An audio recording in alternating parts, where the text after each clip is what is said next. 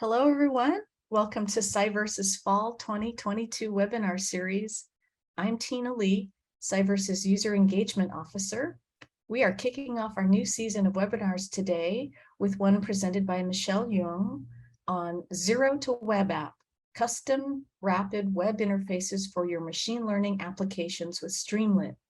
For information on this season and past webinars, please be sure to bookmark our webinars page at www.cyverse.org/webinars.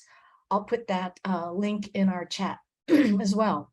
In case you've not yet heard, CyVerse is moving from an NSF-funded cyber infrastructure project towards a sustainable enterprise, supported in part by subscriptions to our platform.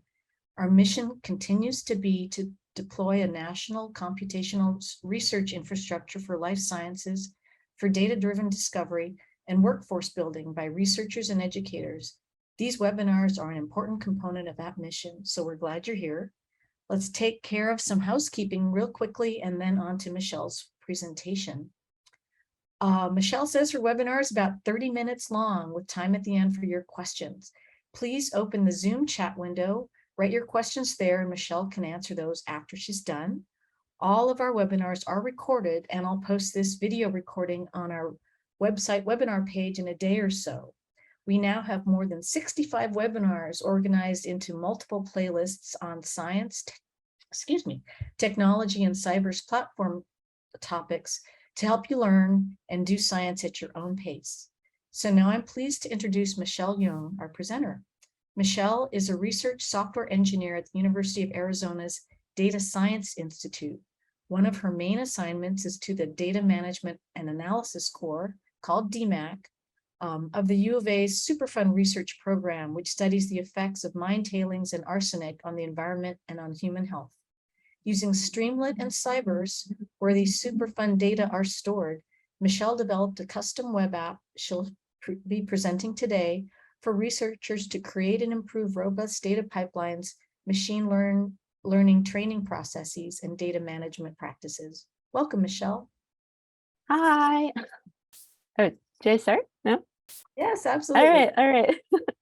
Hi, everyone. So I'm Michelle, and I'm a software engineer at the Data Science Institute at University of Arizona. And today I will be kind of talking about this machine learning kind of ecosystem that we've been working on in collaboration with one of the research labs in the Superfund Research Center. I've been working with a PhD student named Camila.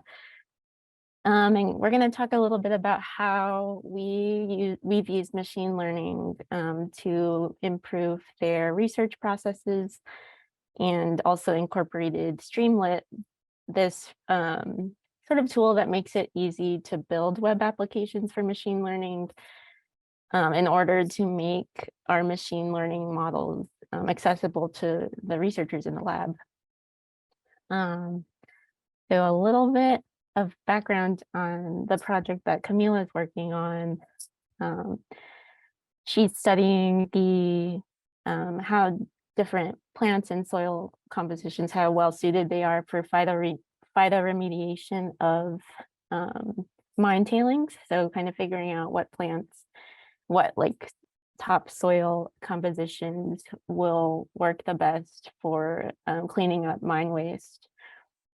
So she's growing these little desert plants in these boxes called rhizoboxes. So this over here is, can you see my pointer or my mouse? Yeah, okay, yes. Never mind. So she's growing these plants in these little boxes, the plants growing out of the top of the boxes, and you can see on the side, you can watch the root structure develop throughout the course of the experiment. And this is a common way for studying plant growth because it's non-destructive. You can take images as the plant grows to capture growth that way.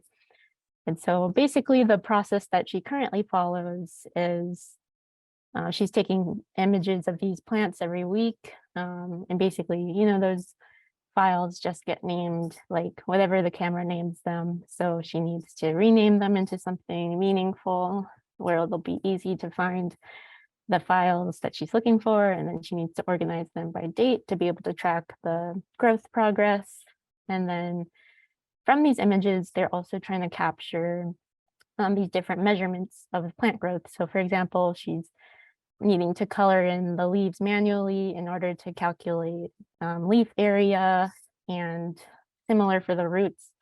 They're actually taking like a clear plastic sheet and placing it over the rhizobox, tracing over the roots with like a Sharpie, and then scanning those roots in order to be able to get measurements like root area or root length. So a lot of sort of tedious, time-consuming work to get the measurements from these images.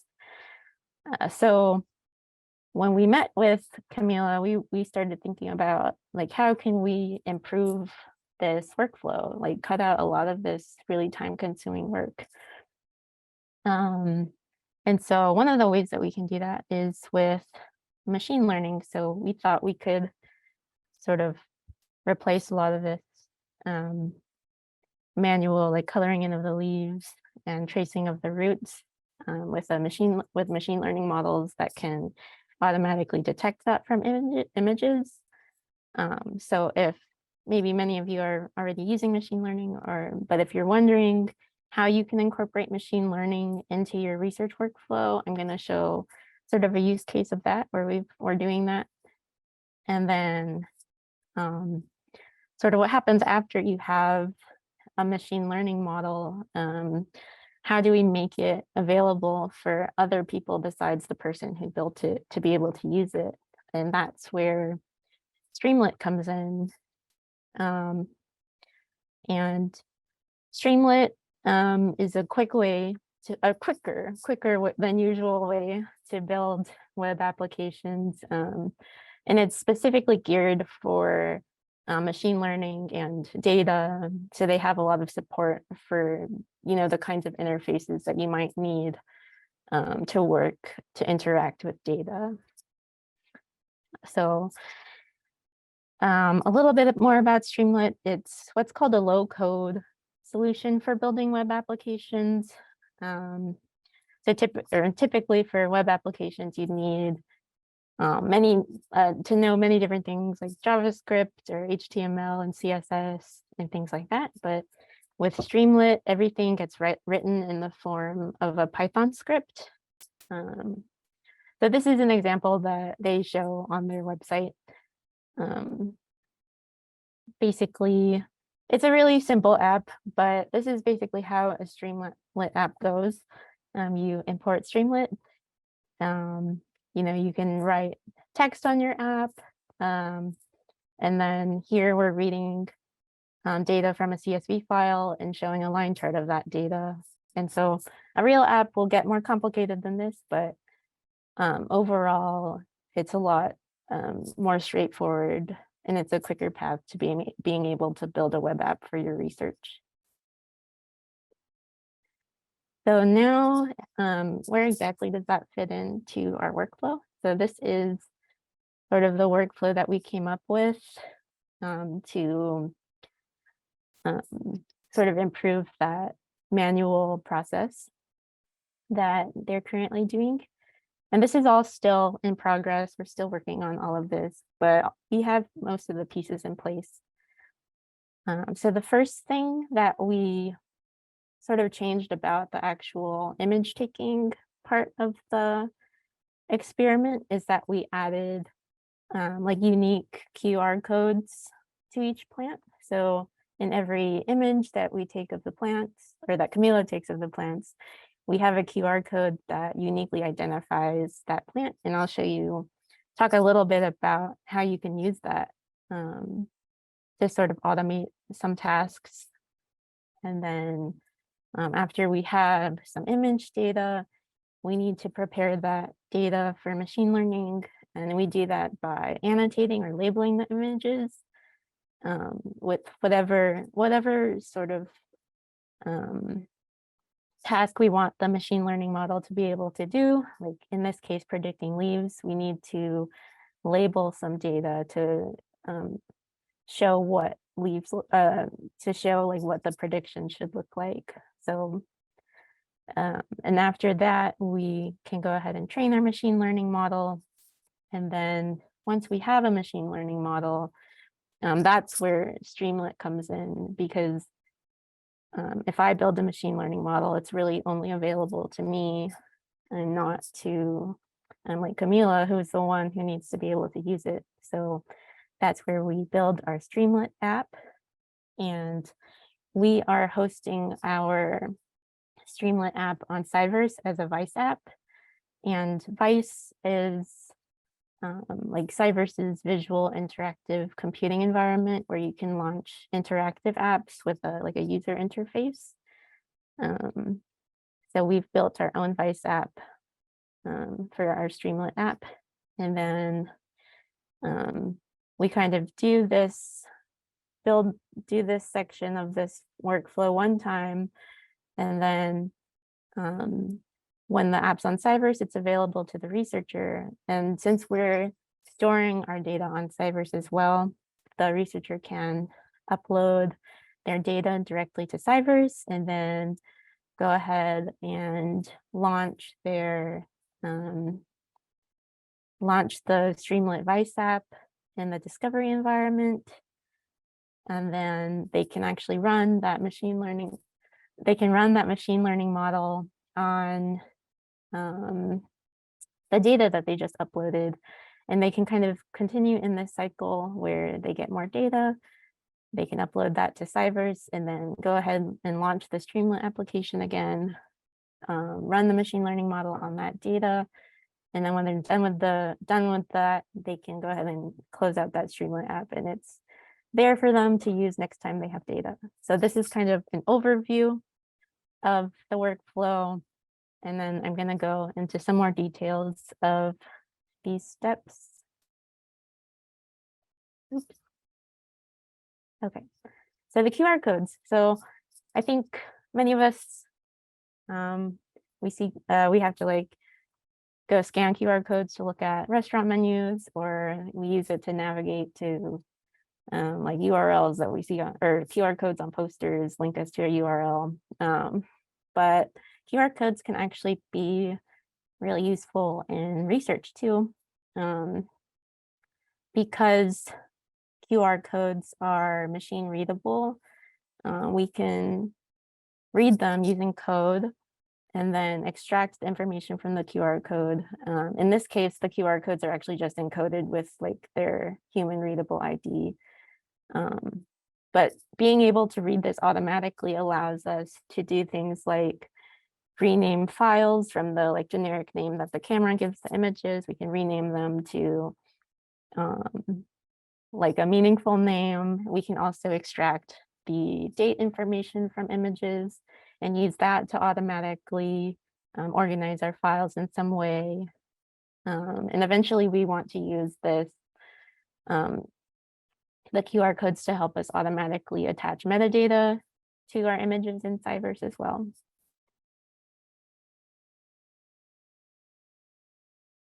So after we've taken images, we need to annotate those images for machine learning, and which basically in this case entails like tracing a polygon around each leaf. We're doing the same with the QR code so that we can train our model to detect the QR codes within the images as well. And the software that we're using to annotate our images is called Label Studio. It's open source, so it's free and you can use it on your own computer, or if you want to be able to collaborate with a lot of people labeling the same data sets, you can also host Label Studio. This was cool because I had some of my students labeling images, and I can go see like a history of when they annotated them, who annotated which ones. I can leave comments, so it allows for a really collaborative labeling experience, I guess. And Label Studio supports images, and they also support other types of data like audio, text, and time series. And then within those data types, like different ways of labeling the data. So this is kind of a screenshot of the labeling interface. So you kind of just click, you click around making these little dots until you've traced around the whole leaf. And you can select like which class you're labeling down here. I've liked Label Studio. It's worked really well for us. And the output of your annotating efforts is just a JSON file that tracks, which class each annotation was, and then like representations of the like polygons that you drew on the image. And then with this, we can export the annotation data directly from Label Studio, which we then use in our machine learning model. So I trained my machine learning model using a Jupyter notebook. I like machine learning can feel kind of abstract to me, so I like this interactive environment for writing code and being able to visualize results. Very briefly, we're using a mask RCNN model, which is a recursive convolutional neural network for instance segmentation, meaning being able to get the mask or the shape of many instances of the same object. And we're using a Python library called Detectron2, which is built on top of PyTorch, which is another popular machine learning library. And from training the machine learning model, we get this model file that'll contain our trained weights. And basically we just download that file and we can then use that in our Streamlit app, because right now my code is kind of contained in this notebook. Like if I want to be able to share it, that's why we're building the Streamlit app. So I'm gonna go ahead and show the Streamlit app I've been working on. So this is running on CyVerse. And so you saw that it's like you can, when you launch the app on CyVerse, you get this unique link that you can use to access the app. And I'm already logged in. But if you're not logged in, I would ask you to log in with your CyVerse login information.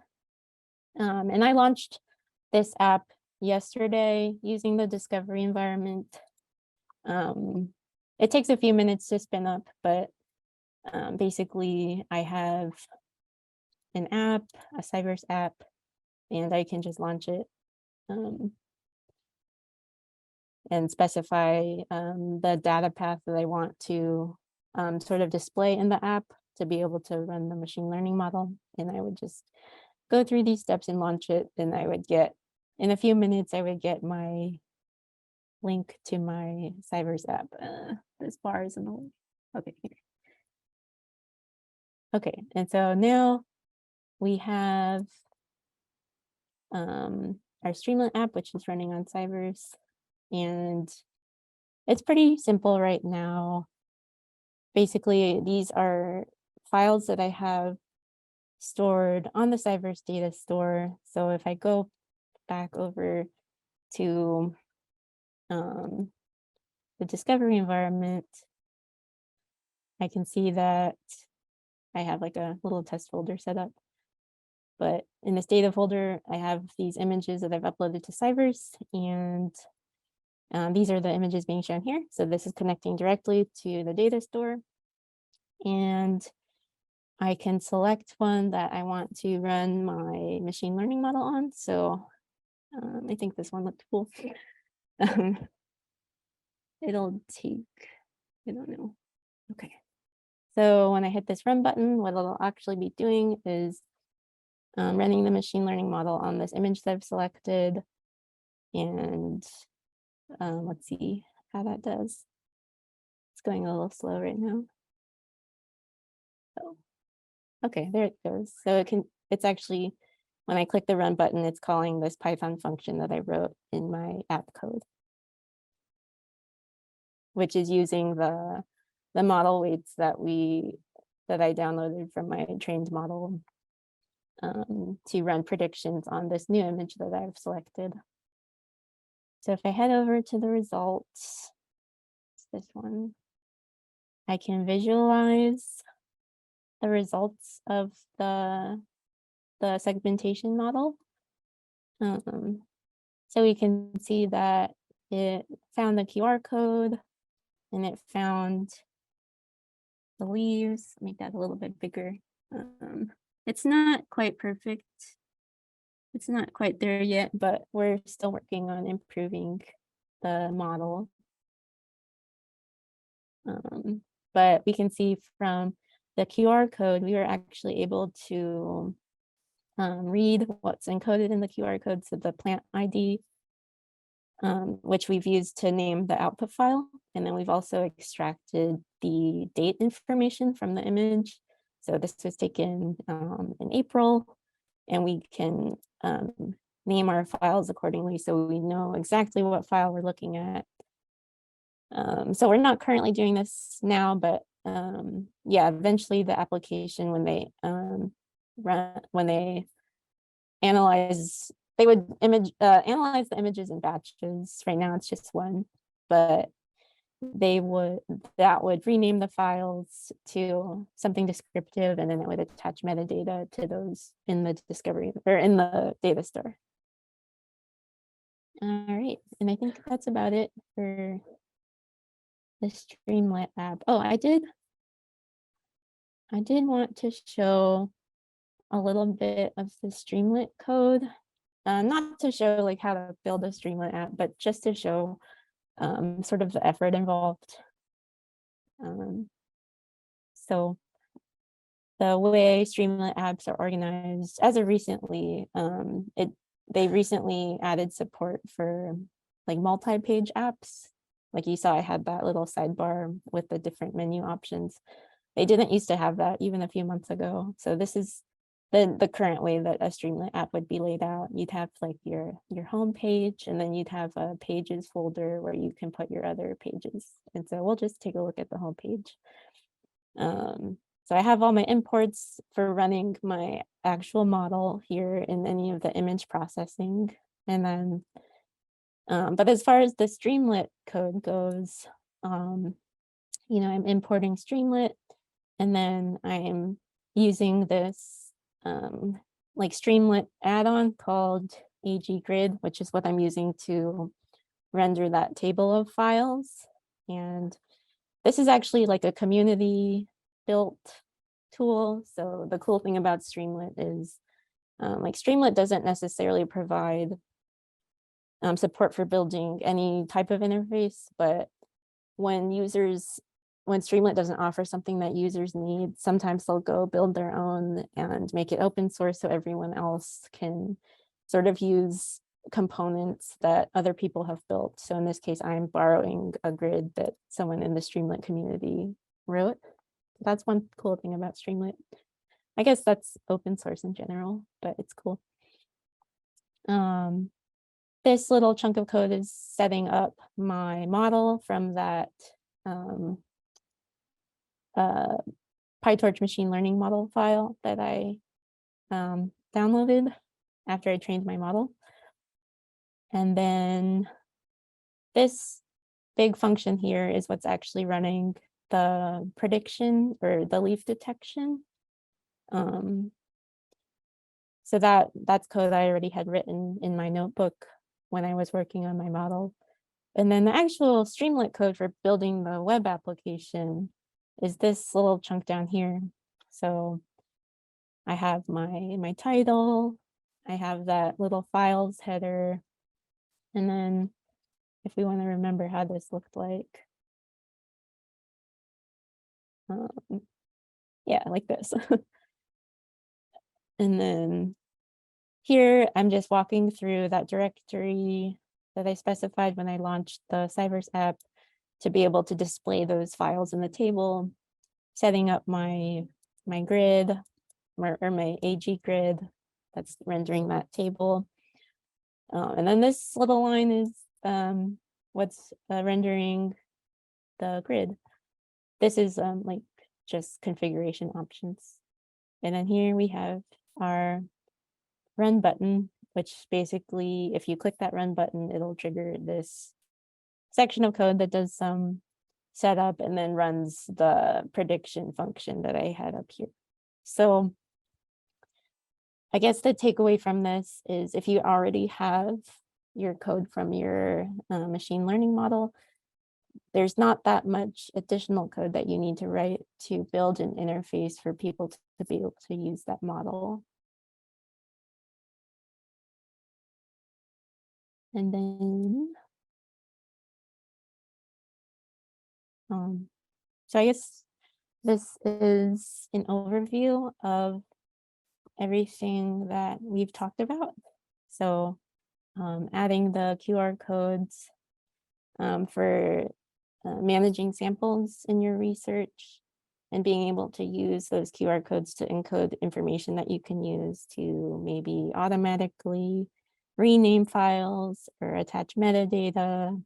There's probably other things you can do with it too, but that's what we're using it for. And then we talked about annotating the images with Label Studio, the open source labeling software that makes it really easy for collaborative labeling of data.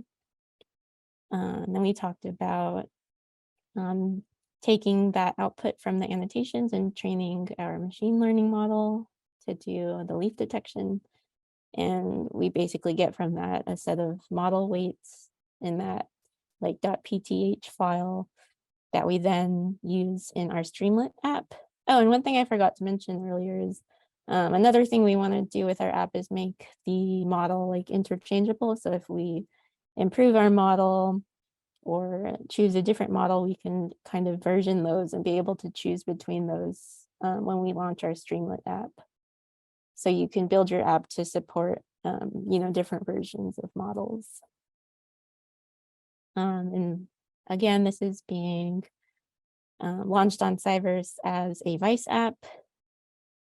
And it connects directly to the data store, so you can work directly with the data you have on CyVerse really easily. And then this kind of makes way for this like sustainable cycle of researchers being able to upload their data to CyVerse and then use the machine learning model independently. Yeah, so it's a something that you build once and it kind of lasts forever. So lastly, I just wanted to touch on hosting. So one of the main reasons we have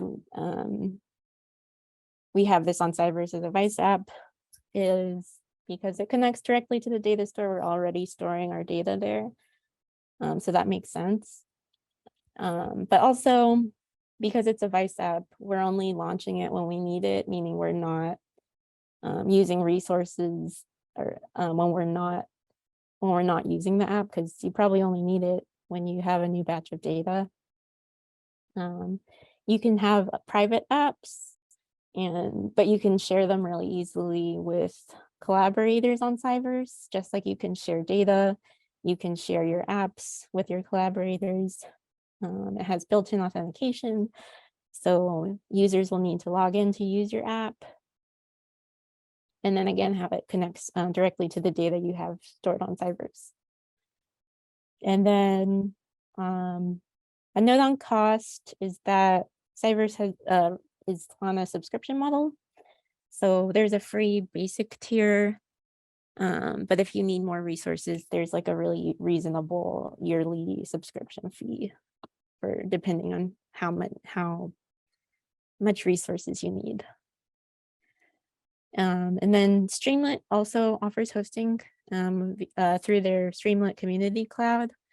Your app is always available, which maybe you need your app to be alive all the time, not just when someone wants, or I don't know, in our case where we just need to launch it when we need to, when we've added new data. If you want this to be available all the time, that's what Streamlit does. There are limitations though. You can deploy as many public apps as you want, but you can only deploy one private app. And previously, if you wanted to have more private apps, it was like $250 a month, but they're kind of in a transitional period right now as a company. So there's currently no paid options available. So you're kind of limited to this one private app. You can also host your Streamlit app anywhere. You can host a web app. You could host it on like AWS or something. But for us, and I think a lot of researchers who might have their data on CyVerse already, I think CyVerse is a really great place to put it because you don't have to deal with any maintenance or anything. And then, let's see, I think that's all I had. Oh, I have my code for my Streamlit app and also the Docker file for making it into a CyVerse Vice app in this GitHub repository. So this is exactly what's running on CyVerse right now. So this is a working example. If you wanted to try building your own Streamlit Vice app on CyVerse, or if you just want an example of a Streamlit app. The Streamlit website also has a lot of good examples of things people in the community have built. So there's a lot of examples of other Streamlit apps to get ideas and also find their code if you want to borrow someone else's web app. I think, thank you to my data management and analysis core team at the Superfund Research Center. This is my team. And so we've been working on this project together. And that's all I have. Are there any questions? Thank you, Michelle. Yeah, do we have questions for Michelle? If so, it's a small enough group. Feel free to unmute yourself and ask. I guess one of the questions I had while we're waiting for other people to maybe type in their questions is, what was that process of gathering requirements for your web app like? You started by, I guess, Camilla asking you to prepare something, or how did that all work? So we kind of met with them, not necessarily knowing like I guess our duty as the data management analysis core is just meet with researchers and kind of see what they need. In this case, I don't necessarily know what they needed. So we just talked to them, asked them to show us their research process, and we kind of saw areas where we could improve them. So I think a lot of them was us kind of making suggestions for what might improve their workflow and building from there, and then kind of seeing what they think of it, let them make suggestions, and kind of iterate that way. Okay, wow, great customer service you provide to your researchers. Of course. Of course. All right, are there any questions? Yeah, there's one. In your experience, Michelle, is the effort required to create a Streamlit app less than a Dash application? So I haven't actually made a Dash application. I've looked through the documentation a little bit. But in my opinion, I think Streamlit was much more straightforward, even just looking at the documentation and figuring out like how to build your app. We have, or in our data management and analysis core, we currently have an intern, and she's in pharmacy school, and she doesn't have a background in Python or building web applications at all. And she's even like in the past like 2 weeks, starting to build a Streamlit app. So I haven't not built a Dash app, I don't know for sure, but Streamlit is really straightforward. Okay, well, that's certainly fair. If somebody has experience with Dash Yeah. applications, speak up. Otherwise, I will finish up here. Thank you, Michelle, for sharing your skills and your knowledge in how to do this with CyVerse and Streamlit. If any of you found today's webinar helpful, please be sure to join us next month when the team from Dr. Anne Lorraine's lab at UNC Charlotte will demonstrate a web application that they built called BioVis Connect, which enables easy viewing in the integrated genome browser of large genomic data sets, many of which are stored in CyVerse. So, oops, there's another question. Oh, yeah. Anyway, here's the last question. How mature do you think the documentation for Streamlit is? So I haven't necessarily dug around in the Streamlit documentation for like a lot. I kind of like zeroed in on the documentation I needed to build the interface components that I needed. I find that the documentation is not all there officially. Like for a lot of things, I had to look kind of in their like discussion forum. I found a lot of answers there as far as how to do things. So I would say they have probably a little ways to go on their documentation. Okay, that person thanks you very much. All right, we all thank you very much. Take care, everyone. Stay safe, and we'll see you back online next month. Bye now. Bye. Thank you for coming. Thank you.